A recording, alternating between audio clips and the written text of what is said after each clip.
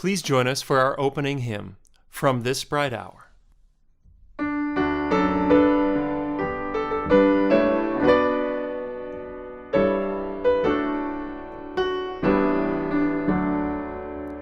From this bright hour and days to come, as we have gathered into one, open the gates and the light will shine all around. Let there be light. Wounds of the world begin to heal as peace with justice is made real. Open the gates and the light will shine all around. Let there be light. All are welcome, all invited, with open hearts and open minds. In our living, in our learning, may we always be searching for truth and light. Now is the hour, join in the song, here in this place where we belong. Open the gates and the light will shine all around. Let there be light.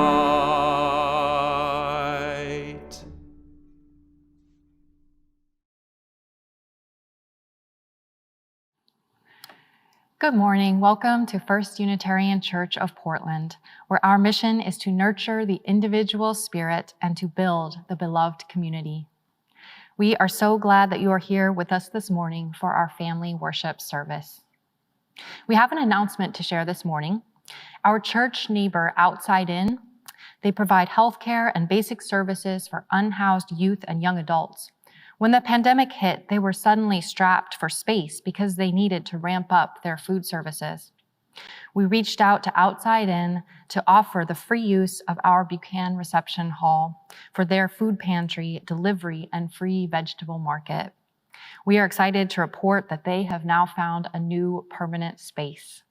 We are grateful that with the financial support of our church membership and the skills and work of church staff, First Unitarian could host Outside In for a year with no cost to them.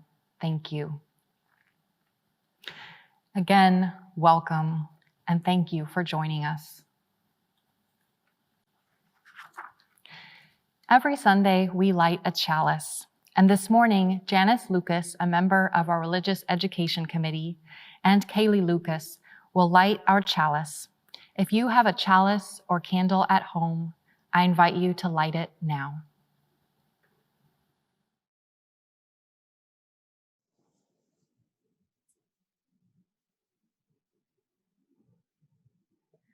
We are Unitarian Universalists.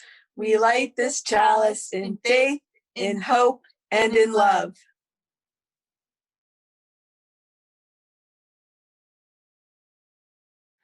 Author Matsona Lueo said, "A seed neither fears light nor darkness, but uses both to grow." Come, let us worship together. This morning, we welcome the month of May. It's the first Sunday of the month, and the whole church is beginning a new spiritual theme. We have the Wonder Box here with us, so let's go ahead and take a look at what's inside.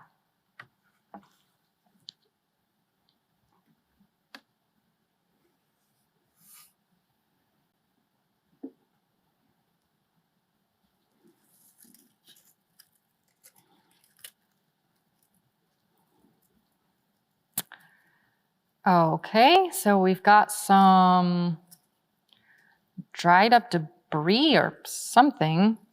What is this? Okay, so these are seed pods. I actually found them in my backyard. They are from a locust tree.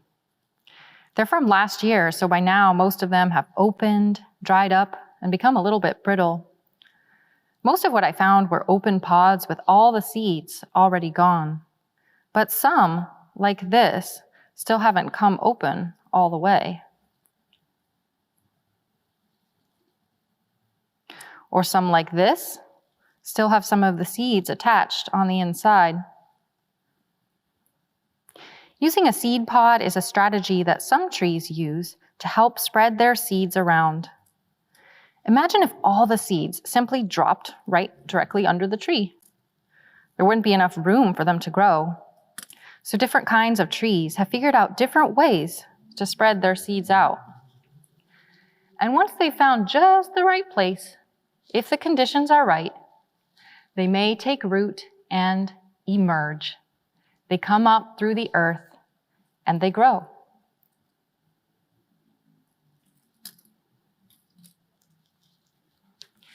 Emerging. That is our spiritual theme for May. And seeds, they've got this one down. How marvelous what they can do. I'd like to share with you now 3 lost seeds written by Steffi Morton. The illustrations are by Nicole Wong.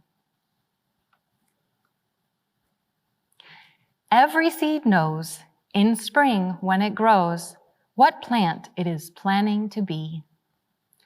If treated just right, it will wake in warm light to burst from the dirt and shout, "Me!"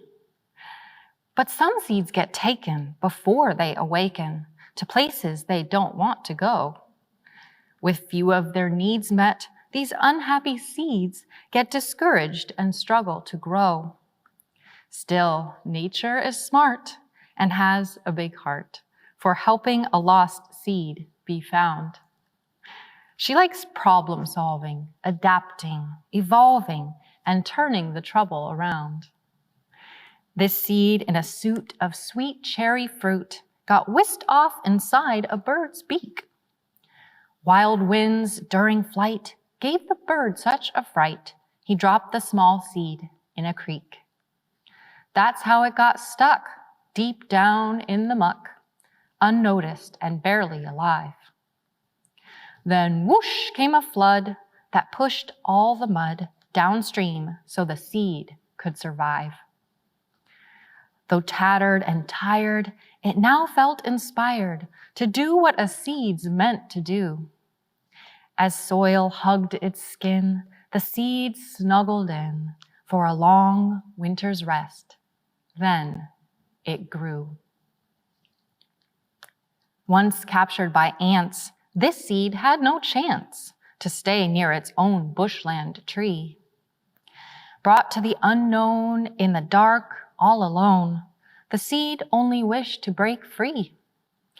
Above, lightning crashed, then wildfire flashed. Acacia groves set ablaze. When flames raced through fast, no green was bypassed. The trees burned to black and ash grays. But in the ant nest, the seed, a plant guest, was safe and could see what was true. Its luck had depended on being befriended by strangers. Beside them, it grew. This seed loved to float in a pod like a boat until the earth started to shake. Made dizzy, it whirled while lake water swirled down crevices caused by a quake. Left on the dry bed, it soon laid its head and fell asleep, thirsty but strong. Sure never to quit, determined that it would wait there no matter how long. In time, the lake healed, the crevices sealed, for nature tries hard to renew. When rain filled the crater 100 years later, the lotus seed drank up and grew.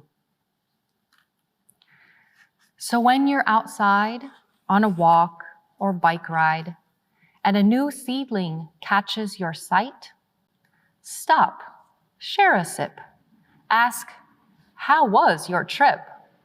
Say, glad that you made it all right. Do you remember planting a seed for the first time? Did you fill a cup with dirt, bury a little bean perhaps, water it carefully, and place it in a sunny window?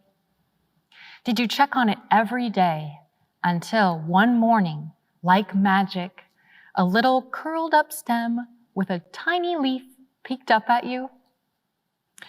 Growing is not nearly as easy for a seed outside. In the wild, seeds can't grow close to their parent plants, or they will become too crowded without enough water, sunlight, or nutrients to go around. In the wild, seeds might not get enough water, or they might get too much. They might not get a bed of soft, rich dirt to germinate in. It's a good thing, though, that nature is ingenious.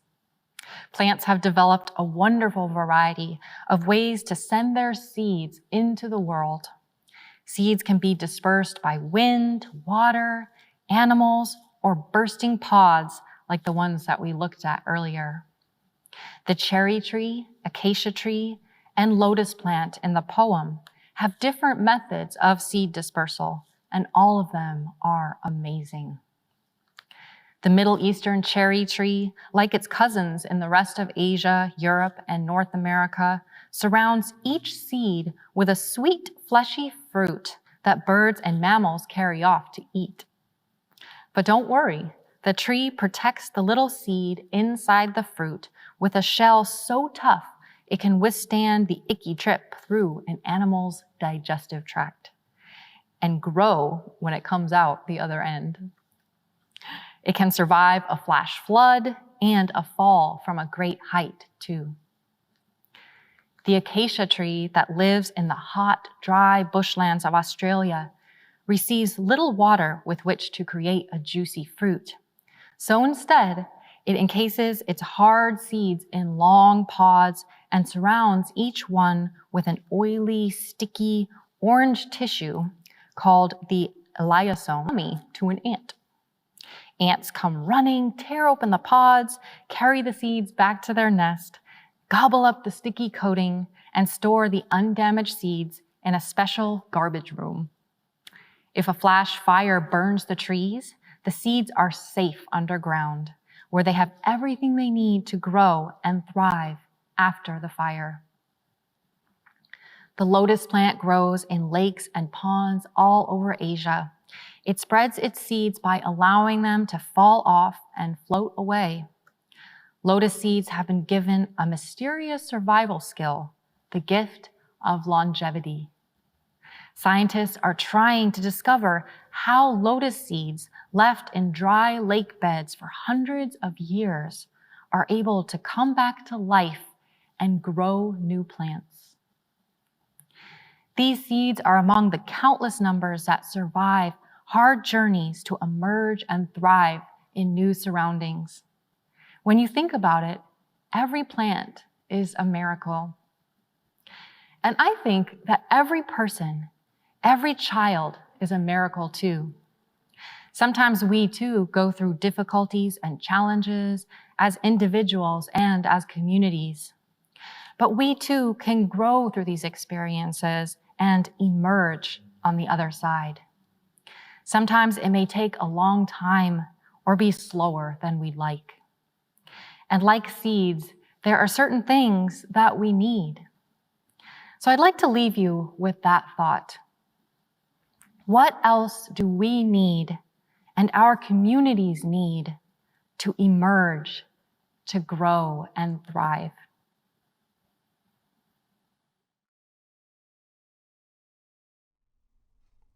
The spiritual theme for this month is emerging.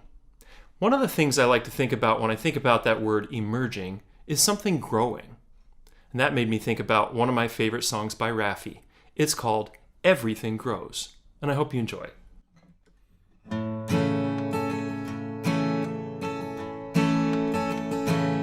Everything grows and grows, babies do, animals too, everything grows. Everything grows and grows, sisters do, brothers two, everything grows. A blade of grass, fingers and toes, hair on my head, a red, red rose. Everything grows, anyone knows that's how it goes. Yes, everything grows and grows. Babies do, animals too, everything grows. Everything grows and grows. Sisters do, brothers too, everything grows.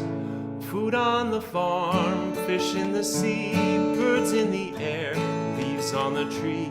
Everything grows, anyone knows that's how it goes. Yes, everything grows and grows. Babies do, animals too, everything grows. Everything grows and grows. Sisters do, brothers too, everything grows. That's how it goes under the sun. That's how it goes under the rain. Everything grows, anyone knows that's how it goes. Yes, everything grows and grows.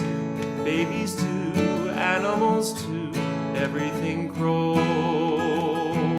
Everything grows and grows. Sisters do, brothers too, everything grows. Mamas do and papas too, everything grows.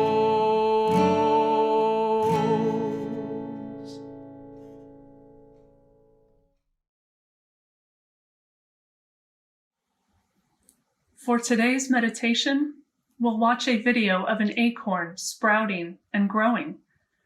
This is using time-lapse photography. So in this case, there were cameras placed underground in the soil and also above ground. And every 2 hours, a picture was taken. This video is a collection of all of those pictures. May they remind us of the possibilities that are sometimes hidden inside the tiniest places.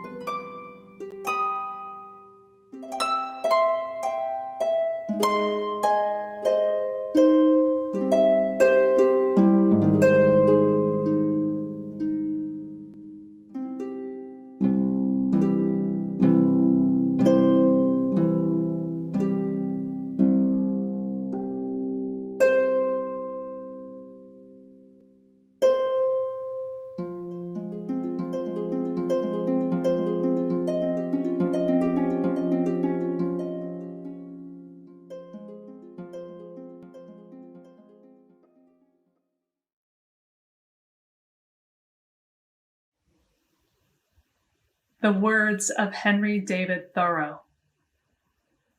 Though I do not believe that a plant will spring up where no seed has been, I have great faith in a seed. Convince me that you have a seed there, and I am prepared to expect wonders. This is the day we have been given. Let us rejoice in it and be glad. Go in peace, practice love. Amen.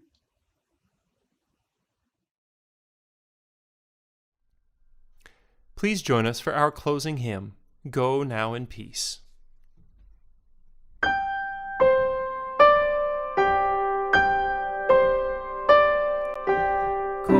now in peace. Go now in peace. May the love of God surround you everywhere, everywhere you may go. Go now in peace. Go now in peace. May the love of God surround you everywhere, everywhere you may go. Go now in peace. Go now in peace. May the love of God surround you